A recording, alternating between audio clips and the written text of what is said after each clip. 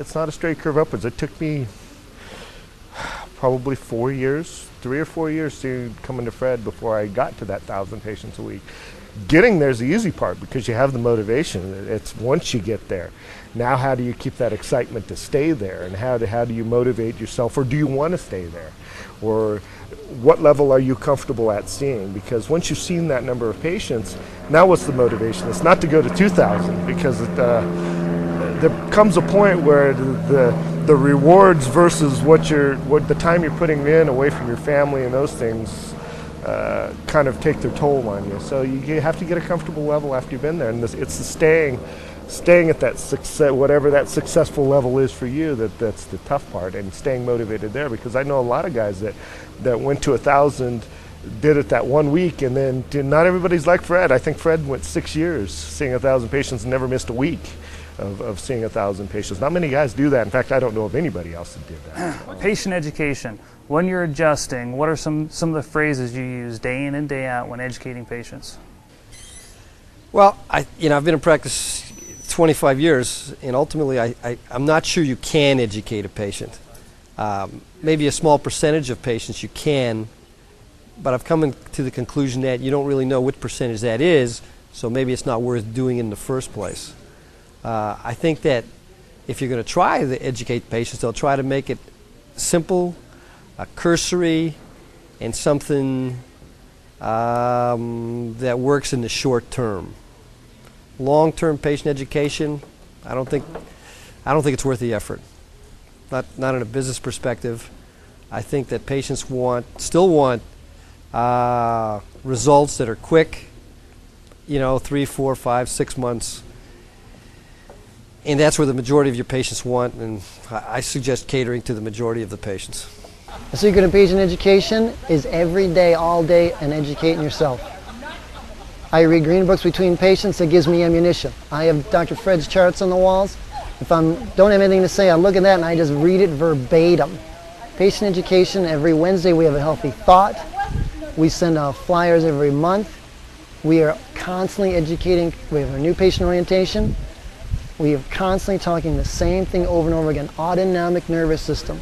Autonomics, autonomics, autonomics. Touch and tell. You adjust them, say, where does this go to? What's that going to affect? Explain something every day. Map out. Fred sells those calendars every year.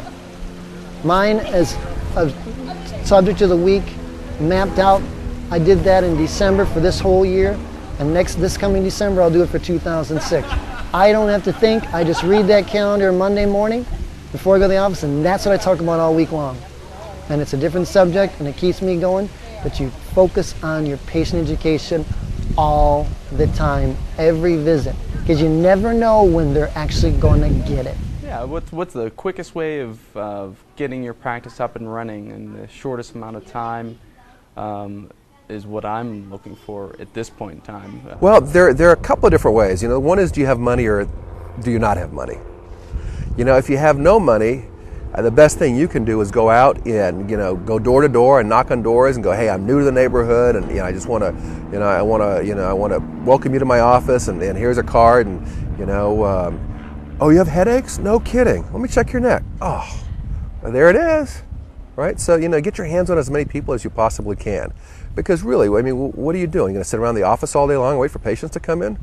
My advice to you would be to cut your hours down to an hour in the morning and an hour in the afternoon. See new patients all day long whenever they need to be seen, and just see patients for an hour in the morning and an hour in the afternoon until that hour's full, and add another hour. Spend the rest of the time getting out there meeting people, getting your hands on people's necks. Go to the bar and start talking to people, and whatever works. Go to the gym, and just get your hands on people.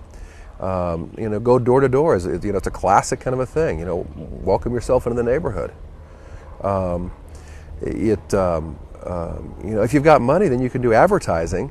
Radio is not going to get you instantaneous results. Radio will get you long-term results. You're not going to get in the yellow pages because you probably opened up the door after the yellow page book closed, so you got to wait another 9 months before they come around to sell you again. So what else can you do? You can do direct mail. Sure, you can do killer ads. You can do those sorts of things. But you got to be bold. You can't just put an ad in that says, hi, I'm here, come in and see me. You got to do something. You got to be special. And what's going to make you different? You know, right now I'm working with some people and in helping them understand why they're better than the competition, and they don't get it. They don't get that they got to tell people why they're better, why they're different. You know, if I were, for example, if I were in L.A. And I were Jewish, man, I would just be all over the Hebrew newspaper and the Jewish newspaper in town, and you know, and I'd be doing seminars for headaches, because I think, you know, I mean, that's all you hear. I got a headache, not tonight, go away, you know. So, you know, I'd focus in on a niche and just ram home that niche that, you know, I'm the headache specialist in the Jewish community. Or, you know, I mean, you could pick anything you want, you know, fibromyalgia or whatever, you know, and come out as a specialist in that. And, you know, and people will go, oh, well, you know, oh, that guy over there is a specialist in fibromyalgia. He gets them better where nobody else does. And we're doing that right now in our practice. We're really focusing on people that have really bad back problems, that have failed chiropractic elsewhere and failed physical therapy and failed drugs, and next thing up is surgery. And we're going, hey man, you know, if your back sucks, we're good at fixing it, you know, and there's a reason we're good at it, because we know what we're doing. And so we specialize, and we're getting into that niche and owning that niche. And you know, once you own a niche, you can get a lot of revenue out of it, because it's just real clear. For example, my wife owns a niche, you know, Dr. Fry. Now let's talk about chiropractors, right? What have you heard about chiropractors? Well, chiropractors crack your bones, right? Your doctor says that they'll paralyze you for life. What else do they say about chiropractors? They say that causes arthritis. Well, you know, I mean, all the stuff. They're voodoos. It doesn't work. You got to treat for the rest of your life. You got to come in forever. You know, all these things are going to say about chiropractors, right? No, and people that haven't been to a chiropractor, or people that have been to a chiropractor that had a bad experience, have all of these ideas, right? But you know, most people that haven't been to a chiropractor are afraid it might hurt. And half the people out there are women, right? So, you know, when we run a radio ad, you know, there's this lady typically that comes on because that just works better. And the lady talks about how life sucked and her headaches, and she didn't want to go to a chiropractor because her doctor said, don't go to a chiropractor or you can never come back in my office, or don't go to a chiropractor because this, that, or the other thing, she'll paralyze you. You know, they have all these things, right? And this lady comes on and she says one or two or three of these issues. And then, you know, and then she says, oh, thank God for Dr. Fry, my headaches are gone. You know, and then my wife comes on and she says, this is Dr. Suzanne Fry. I'm gentle and I care. And what we did was we put her in a position that says, hey, I'm special. Hey, guess what? I'm a woman, right? I'm gentle. I'm not going to hurt you. And I care. I listen. You know, I'm going to take care of you. You know, I'm not some cold doctor in a lab coat that's going to rack you up for a bill and not paying attention to you or whatever it might be. You know, it says, hey, I'm female. You know, I mean, the guys go, I want a woman doctor. I want to feel those gazumbas on my back when she adjusts me, right? So, you know, we took a niche and we dominated that niche. You know, and the best thing you can do, particularly if you're going to be in practice for a long time, is dominate that niche. And that niche could be, hey, you know what? I'm Atlas Chiropractic, and if you live within a 5 mile, you know, radius around my office, man, I am your chiropractor. You ain't going anywhere else because I am your chiropractor, right? You know, you just dominate whatever niche it is, and you'll have long-term results and patients coming in for a long time, and you won't have to work so hard. It's like getting a bicycle up to speed. You know, you pedal hard and you push hard to get that niche and own that niche, and then once you start getting it going and getting the momentum going, you can just cruise. I think the biggest thing that I would like to know about a lot of the guys who are very successful is how do they balance and manage their time with themselves and their family and their office.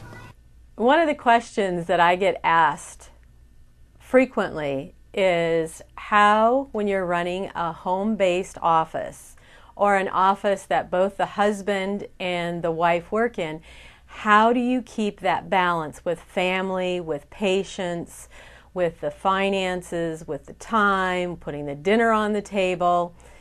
And I will tell you that you're constantly working on that balance. You're always working on that balance. But just remember, women, you're in charge. Yes, that's right. You're in charge. At home, you make lists. Make sure that you do your job descriptions or your daily checklists at home as much as you do it in the office. Designate who does what, because it's very important that when you hit that front